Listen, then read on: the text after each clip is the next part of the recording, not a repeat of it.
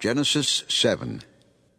The Lord then said to Noah, Go into the ark, you and your whole family, because I have found you righteous in this generation. Take with you 7 of every kind of clean animal, a male and its mate, and 2 of every kind of unclean animal, a male and its mate, and also 7 of every kind of bird, male and female, to keep the various kinds alive throughout the earth. 7 days from now I will send rain on the earth for 40 days and 40 nights, and I will wipe from the face of the earth every living creature I have made. And Noah did all that the Lord commanded him. Noah was 600 years old when the flood waters came on the earth.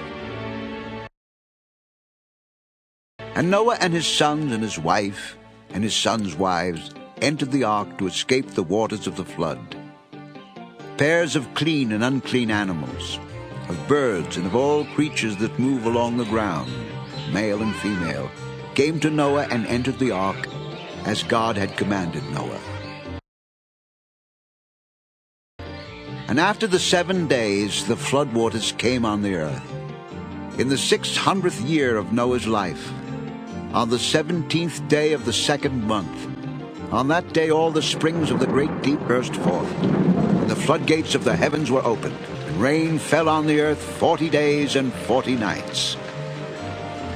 On that very day Noah and his sons, Shem, Ham, and Japheth, together with his wife and the wives of his 3 sons, entered the ark. They had with them every wild animal according to its kind, all livestock according to their kinds, every creature that moves along the ground according to its kind, and every bird according to its kind, everything with wings. Pairs of all creatures that have the breath of life in them came to Noah and entered the ark. The animals going in were male and female of every living thing, as God had commanded Noah. Then the Lord shut him in. For 40 days the flood kept coming on the earth, and as the waters increased, they lifted the ark high above the earth. The waters rose and increased greatly on the earth, and the ark floated on the surface of the water. They rose greatly on the earth, and all the high mountains under the entire heavens were covered. The waters rose and covered the mountains to a depth of more than 20 feet. Every living thing that moved on the earth perished. Birds, livestock, wild animals, all the creatures that swarm over the earth, and all mankind. Everything on dry land that had the breath of life in its nostrils died. Every living thing on the face of the earth was wiped out. Men and animals and the creatures that move along the ground and the birds of the air were wiped from the earth. Only Noah was left, and those with him in the ark. The waters flooded the earth for 150 days. Genesis 8. But God remembered Noah and all the wild animals and the livestock that were with him in the ark. And he sent a wind over the earth, and the waters receded. Now the springs of the deep and the floodgates of the heavens had been closed, and the rain had stopped falling from the sky. The water receded steadily from the earth. At the end of the 150 days the water had gone down, and on the 17th day of the 7th month the ark came to rest on the mountains of Ararat.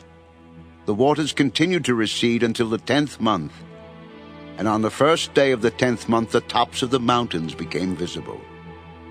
After 40 days Noah opened the window he had made in the ark and sent out a raven, and it kept flying back and forth until the water had dried up from the earth. Then he sent out a dove to see if the water had receded from the surface of the ground. But the dove could find no place to set its feet, because there was water over all the surface of the earth. So it returned to Noah in the ark. He reached out his hand and took the dove and brought it back to himself in the ark. He waited 7 more days and again sent out the dove from the ark. When the dove returned to him in the evening, there in its beak was a freshly plucked olive leaf. Then Noah knew that the water had receded from the earth. He waited 7 more days and sent the dove out again, but this time it did not return to him. By the 1st day of the 1st month of Noah's 601st year, the water had dried up from the earth, Noah then removed the covering from the ark and saw that the surface of the ground was dry. By the 27th day of the second month the earth was completely dry. Then God said to Noah, "Come out of the ark, you and your wife and your sons and their wives. Bring out every kind of living creature that is with you, the birds, the animals, and all the creatures that move along the ground, so they can multiply on the earth and be fruitful and increase in number upon it." So Noah came out, together with his sons and his wife and his sons' wives. All the animals and all the creatures that move along the ground, and all the birds, everything that moves on the earth came out of the ark, one kind after another. Then Noah built an altar to the Lord, and, taking some of all the clean animals and clean birds, he sacrificed burnt offerings on it.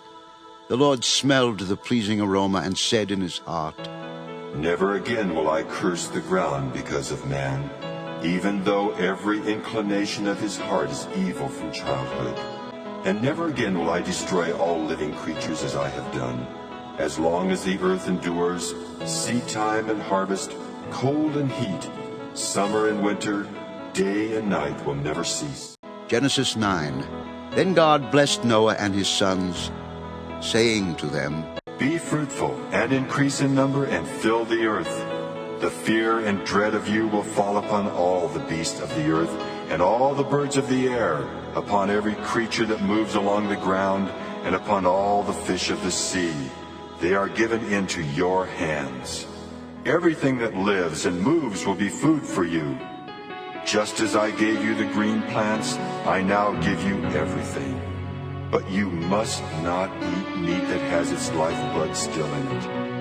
And for your lifeblood, I will surely demand an accounting. I will demand an accounting from every animal. And from each man too I will demand an accounting for the life of his fellow man. Whoever sheds the blood of man, by man shall his blood be shed. For in the image of God has God made man. As for you, be fruitful and increase in number. Multiply on the earth and increase upon it." Then God said to Noah and to his sons with him, "I now establish my covenant with you and with your descendants after you, and with every living creature that was with you, the birds, the livestock, and all the wild animals, all those that came out of the ark with you, every living creature on earth. I establish my covenant with you. Never again will all life be cut off by the waters of a flood. Never again will there be a flood to destroy the earth. This is the sign of the covenant I am making between me and you and every living creature with you, a covenant for all generations to come.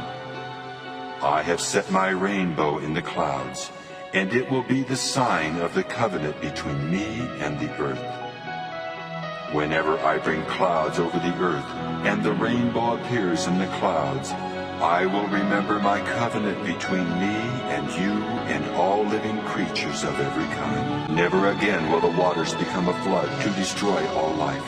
Whenever the rainbow appears in the clouds, I will see it and remember the everlasting covenant between God and all living creatures of every kind on the earth. This is the sign of the covenant I have established between me and all life on the earth." The sons of Noah who came out of the ark were Shem, Ham, and Japheth. Ham was the father of Canaan. These were the three sons of Noah, and from them came the people who were scattered over the earth. Noah, a man of the soil, proceeded to plant a vineyard. When he drank some of its wine, he became drunk and lay uncovered inside his tent. Ham, the father of Canaan, saw his father's nakedness and told his two brothers outside. But Shem and Japheth took a garment and laid it across their shoulders. Then they walked in backward and covered their father's nakedness. Their faces were turned the other way, so that they would not see their father's nakedness. When Noah awoke from his wine and found out what his youngest son had done to him, he said, "Cursed be Canaan. The lowest of slaves will he be to his brothers. Blessed be the Lord, the God of Shem. May Canaan be the slave of Shem. May God extend the territory of Japheth. May Japheth live in the tents of Shem, and may Canaan be his slave. After the flood, Noah lived 350 years. Altogether, Noah lived 950 years, and then he died.